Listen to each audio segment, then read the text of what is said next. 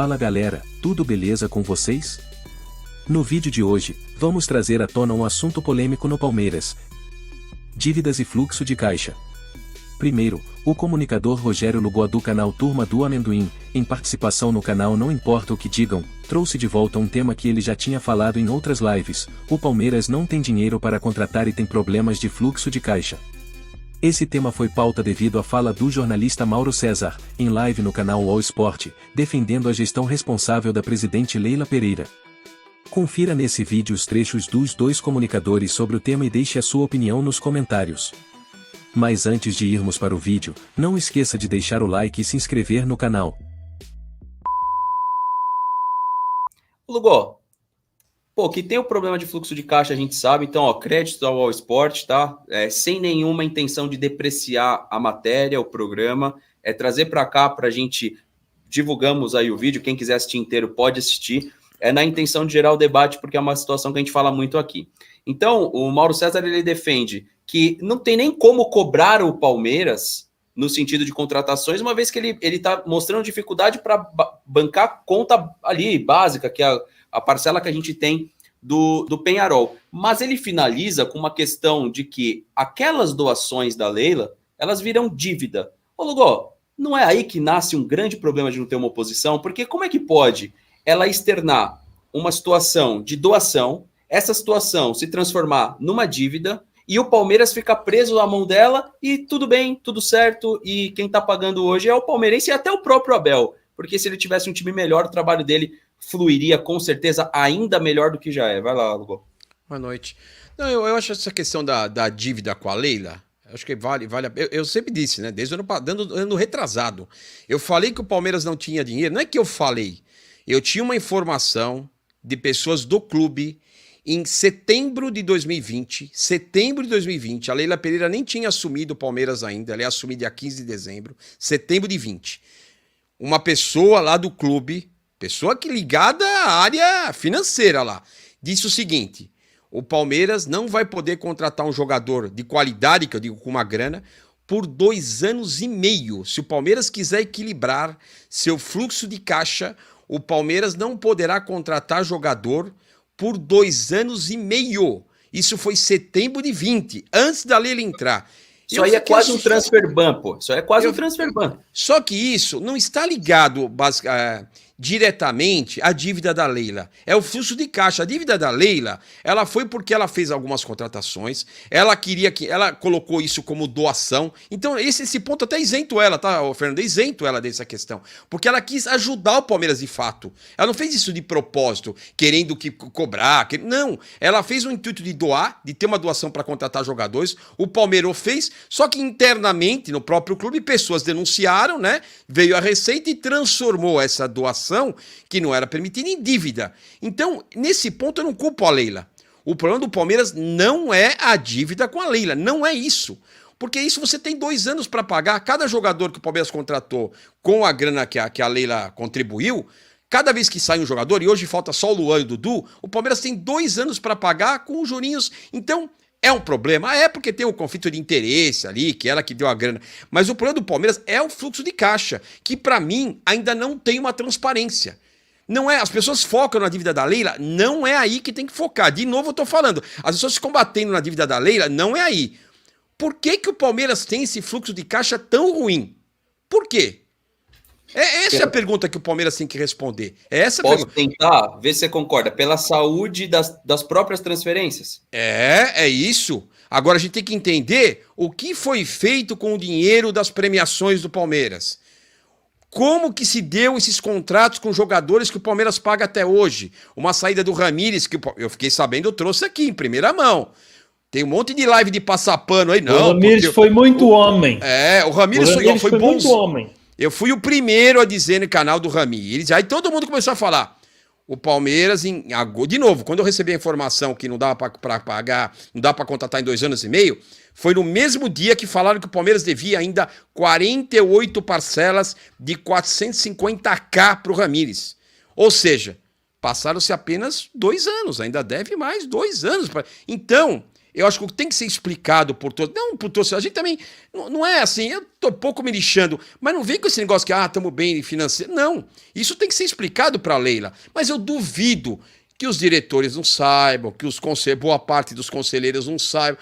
Agora não vem querer enganar o torcedor do Palmeiras. Nós vamos contratar não sei quem. Fala logo, estamos com o fluxo de caixa ferrado, tivemos que antecipar a receita e não vamos conseguir contratar. Agora não ficar iludindo o torcedor, não, vamos, porque a gente não vai trazer ninguém. E vai ter que vender. E em paralelo a isso, aí vem a questão o Palmeiras poderia contratar? Poderia. Se a gente tiver, mesmo com todo esse fluxo de caixa ruim, se o Palmeiras tivesse uma atuação no mercado, poderia, na venda e compra de jogador, você poderia gerar receita aí. Aí que você gera receita. Quando você é campeão, você tem que vender os jogadores que são coadjuvantes. E o Palmeiras não consegue fazer isso. Você foi campeão, falei ontem na live no Amendoim lá. Você vende um Luan, você vende um Mike, você aproveita para vender um Breno Lopes, o cara fez o gol do título, o Palmeiras não. Ele fica com essa gratidão e acaba não fazendo. Já que o Palmeiras não tem fluxo de caixa, é sabido, é real, é fato. E não é dívida da Leila, hein? Eu acho que vale a pena de separar. Dívida da Leila é uma coisa, fluxo de caixa é outra, que é o que está atrapalhando o Palmeiras hoje.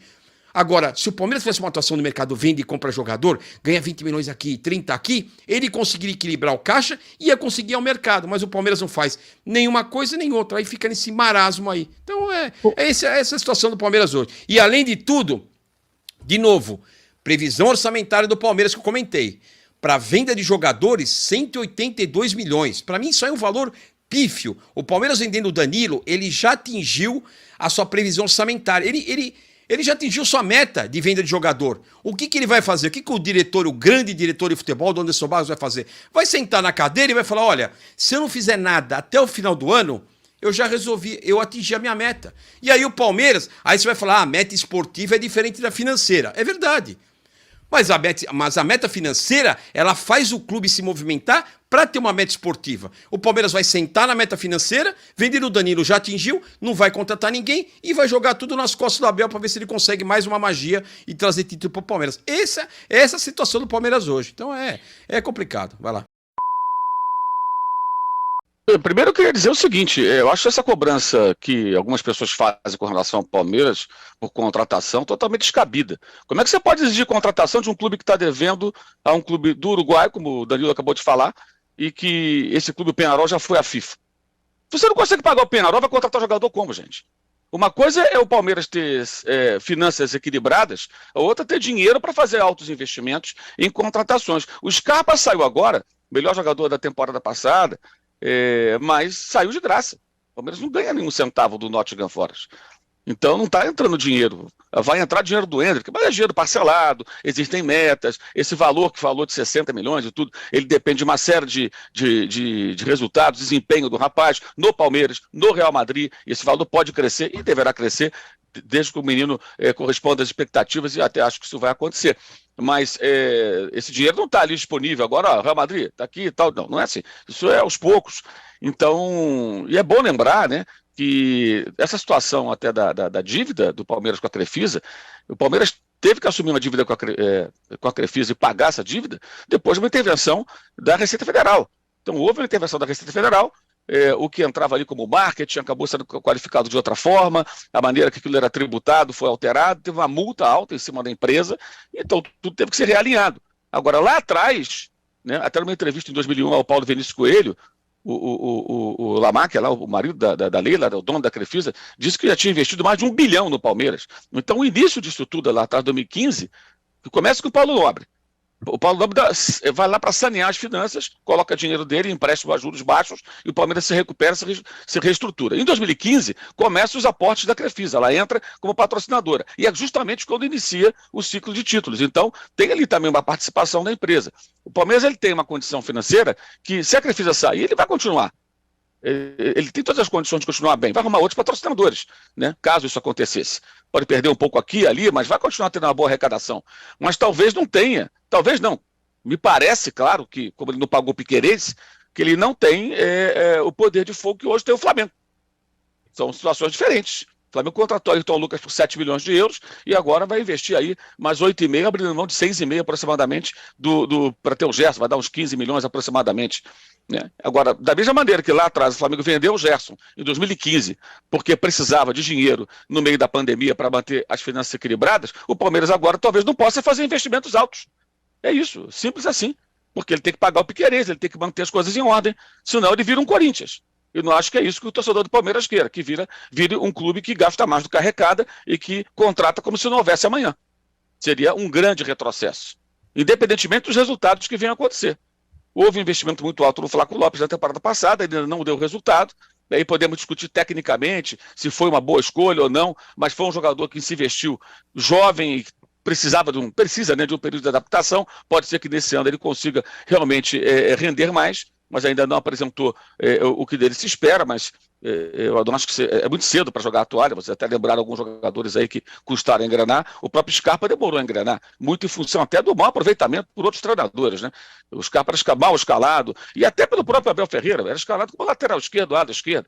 O Scarpa sempre foi dentro do Fluminense um meia extremamente criativo, de muitos passes decisivos, bola parada, bola em movimento, sempre colocando os colegas na cara do gol. Ele era líder de assistência do Brasileirão no Fluminense, que tinha um time mediano na época, com o Henrique Dourado de centroavante, colocava os caras na cara do gol toda hora. Então ele custou a encontrar a sua posição, e isso acontece numa escala ainda maior quando vê que se machuca. Ou seja, as circunstâncias foram empurrando o Scarpa para sua posição mais adequada, digamos assim. Como ele é versátil, já tinha jogado na lateral esquerda, na ala esquerda, também no Fluminense, se adaptou, jogou final de Libertadores assim, cumpriu ali o papel dele, mas eu acho até que ele foi subaproveitado, especialmente pelos técnicos anteriores ao atual. O caso do Flamengo é diferente. Hoje o clube está numa situação que ele consegue fazer investimentos, né? O pessoal costuma dizer assim, clube de futebol não é banco. Eu sempre digo, realmente, não é banco. Se ele está todo endividado, de banco ele não tem nada, porque banco tem dinheiro. Clube que está endividado, obviamente, não é banco. Mas se o Flamengo tem dinheiro a receber e tem dinheiro em caixa, o Flamengo tem que fazer realmente investimentos no seu time de futebol. Porque vai fazer o que mais? Tem um CT que está todo lá moderno, bonitão e tal, tudo certinho, né? Vai investir em quê? Tem que investir no seu time de futebol e continuar fazendo com que a arrecadação cresça e os resultados esportivos vão proporcionando isso. Então são momentos, acho que, diferentes dos dois clubes, um precisando ainda se readequar no momento, como o Flamengo viveu agora na pandemia, que vendeu o Gerson, né? Até tem gente que, por que vendeu o Gerson? Vendeu porque precisava vender. Ele tinha que vender. Não tinha outro jeito. Tinha que vender para poder manter as finanças em ordem. Quando recontrata já num outro momento. Voltou a torcida, aumentou a arrecadação, aumentou o sócio-torcedor, voltou a ser campeão, e aí ganhou premiações importantes. Então é uma outra situação, é um outro momento, diferente daquele da venda desse jogador, que foi em 2021. Então acho que esse é um ponto-chave. E sobre assim, o Vitor Pereira, vamos ver também o que ele vai mexer, né? Talvez ele não mexa muito, ele pode pegar o time do Dorival e fazer alguns ajustes, que ele não está dando terra arrasada. Os últimos jogos do Flamengo no ano passado foram ruins, mas o time tinha uma forma de jogar, ele tinha uma escalação definida, ele tinha ali um padrão. E houve uma queda acentuada nos últimos jogos, sendo que os do Campeonato Brasileiro, aquelas derrotas ridículas para Coritiba, Avaí, quase perder para o Juventude, perdeu no Maracanã para o Corinthians, que foi a única atuação mais aceitável, era um time todo reserva praticamente. Só o último contra o Avaí, que teve mais titulares, e foi uma preguiça danada, de todo mundo ali, vergonhosamente com preguiça dentro de campo. Uma atuação ridícula e inaceitável. Mas antes disso, houve bons momentos com um time que já estava definido. E esse pessoal está lá. Os que saíram são reservas. Antes saiu o Arão, saiu o Diego Alves, esse pessoal foi embora, tudo reserva, né? E o Rodinei que saiu, o que, aliás, é até bom, porque ajuda a quebrar uma panela que estava lá há muito tempo, que agora praticamente não tem mais nenhum remanescente. Talvez o Felipe Luiz ali, mais um ou outro, próximo dessa rapaziada aí. O resto foi todo mundo embora, o que é bom para o novo treinador. Então ele pode usar a estrutura do ano passado, fazer alguns ajustes nesse primeiro momento, não creio. Ele até falou, né, na coletiva de apresentação, que ele não vai pintar a casa toda de uma vez só. Né? Mais ou menos como aconteceu no ano passado. Se lembrarmos a Supercopa de 2022, o Turco Mohamed tinha subido do Atlético e fizeram até um bom jogo, né? O Flamengo Atlético, o Turco Mohamed contra o Paulo Souza. E o Paulo Souza tinha feito um monte de mudança. Jogou com linha de 3 zagueiros, Lázaro na lateral esquerda, antes o Everton Ribeiro e tal. E o Flamengo jogou muito bem. O Atlético também fez um bom jogo. O Flamengo foi até melhor. O jogo foi 2-2. E aí, dos pênaltis, o Atlético venceu naquela festival de pênaltis perdidos pelo Flamengo. Teve 4, 5 match points e não fechou. E aí muita gente dizia, não, o Turco Mohamed não mexeu na estrutura do Cuca, que não tinha dado tempo, amigo.